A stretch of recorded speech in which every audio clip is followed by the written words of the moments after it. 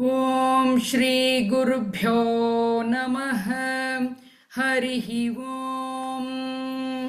ओम नमो भगवते वासुदेवाय। ओम श्री कृष्णाय परब्रह्मणे नमः।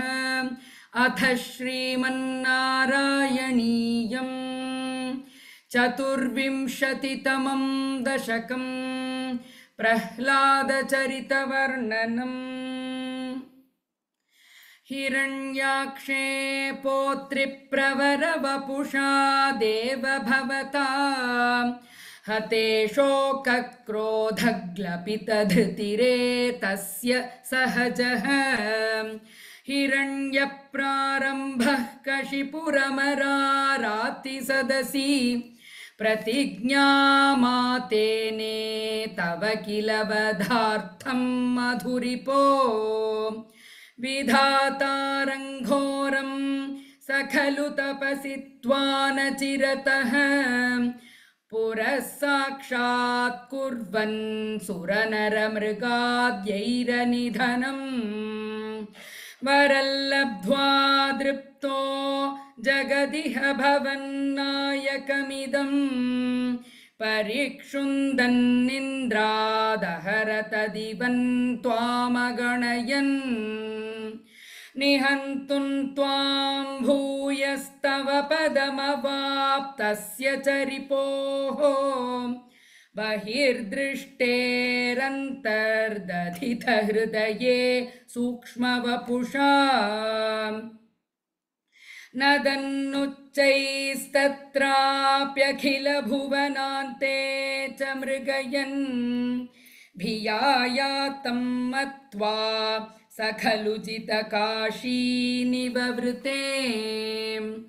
ततोऽस्य प्रह्लादः समजनिसुतो गर्भवसतौ मुनेर्वीणापाणेरधिगतभवद्भक्तिमहिमा स वै जात्या दैत्यशिशुरपि समेत्य त्वयि रतिं गतस्त्वद्भक्तानां वरद परमोदाहरणताम् सुरारीणां हास्यन् तव चरणदास्यन्निजसुते स दृष्ट्वा दुष्टात्मा गुरुभिरशिचिक्षच्चिरममुम् गुरुप्रोक्तं चासाविदमिदमभद्राय दृढमित्यपाकुर्वन् सर्वं तव चरणभक्त्यैव ववृधे अधीतेषु श्रेष्ठं किमिति परिपृष्टे खतनये भवद्भक्तिवर्यामभिगदति पर्याकुलधृतिः गुरुभ्यो रोषित्वा सहजमतिरस्येत्यभिविदन् वधोपायानस्मिन् व्यतनुत भवत्पादशरणे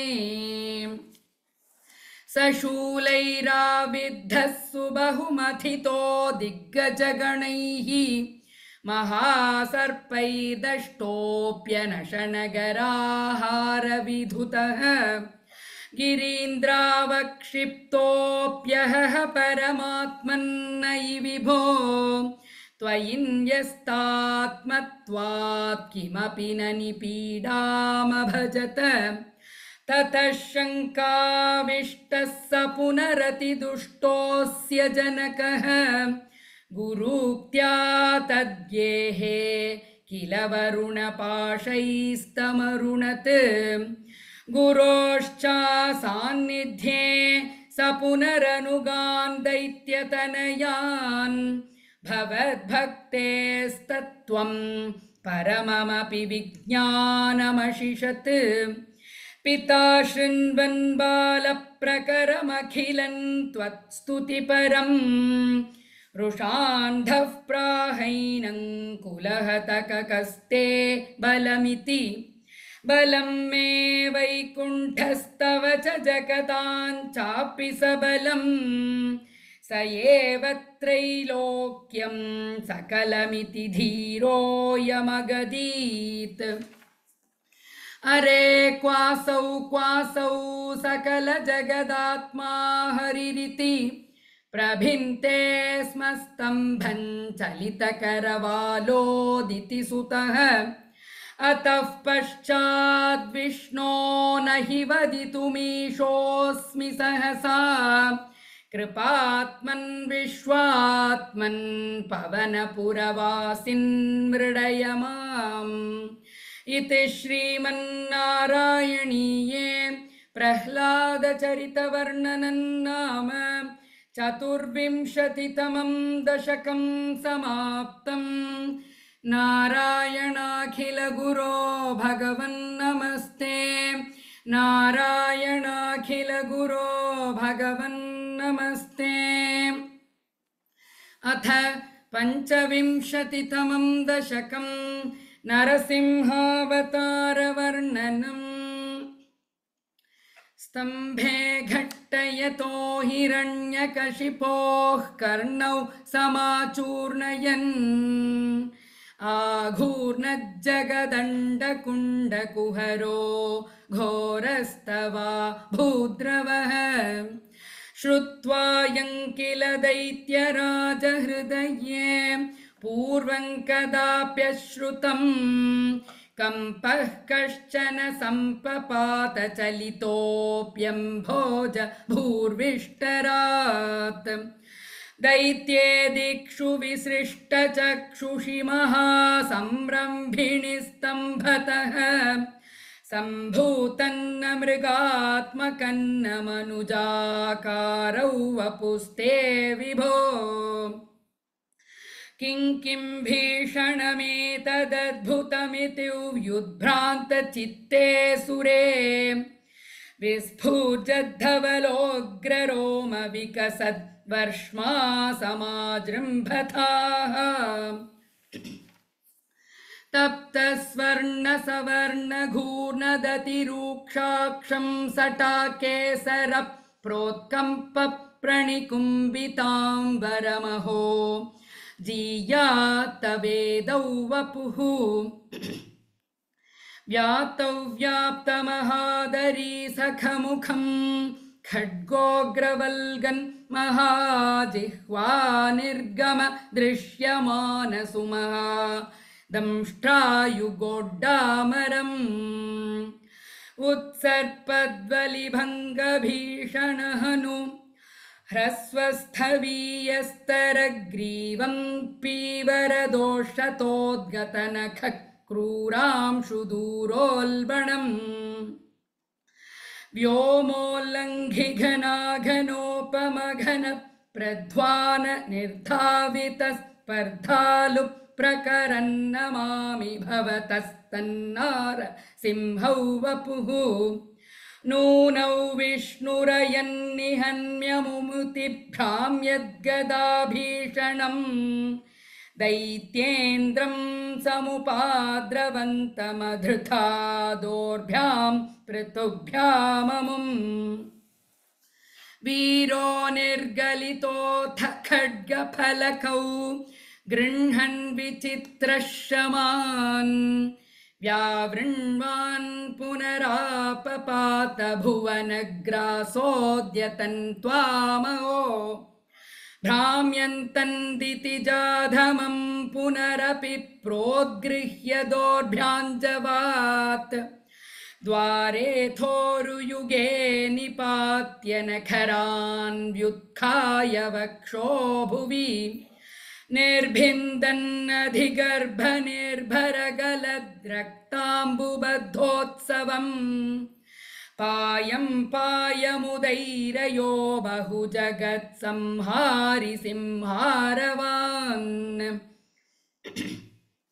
त्यक्त्वा तं हतमाशु रक्तलहरी सिक्तोन्नमद्वर्ष्मणि प्रत्युत्पत्य समस्तदैत्यपटलीं चाखाद्यमाने त्वयि भ्राम्यद्भूमिविकम्पिताम्बुधिकुलौ व्यालोल शैलोत्करम् प्रोत्सर्पत्खचरञ्चराचरमहो दुःस्थामवस्थान् दधौ तावन्मां सवपाकरालवपुषं घोरान्त्रमालाधरम् त्वां मध्ये सभमिद्धकोपमुषितं दुर्वारगुर्वारवम् अभ्येतुन्न शशाक कोऽपि भुवने दूरे स्थिता भीरवः सर्वे शर्वविरिञ्च वासवमुखाः प्रत्येकमस्तोषत भूयोऽप्यक्षतरोषधाम्नि भवति ब्रह्माज्ञया बालके प्रह्लादे पदयोर्नमत्यपभये कारुण्यभाराकुलः शान्तस्त्वङ्करमस्य मूर्ध्नि समधा स्तोत्रैरथोद्गायतः तस्या कामधियोऽपि ते निधवरल्लोकाय चानुग्रहम् एवन्नाटितरौद्रचेष्टितविभो श्रीतापनीयाभिधश्रुत्यन्तस्फुटगीत सर्वमहिमन्नत्यन्त शुद्धाकृते तत्तादृङ्निखिलोत्तरं पुनरहो कस्त्वां परोलङ्घयेत् प्रह्लादप्रिय हे मरुत्पुरपते सर्वामयात् पाहि माम् इति श्रीमन्नारायणीये नरसिंहावतारवर्णनं नाम पञ्चविंशतितमं दशकं समाप्तम् नारायणाखिलगुरो भगवन्नमस्ते नारायणाखिलगुरो भगवन्नमस्ते।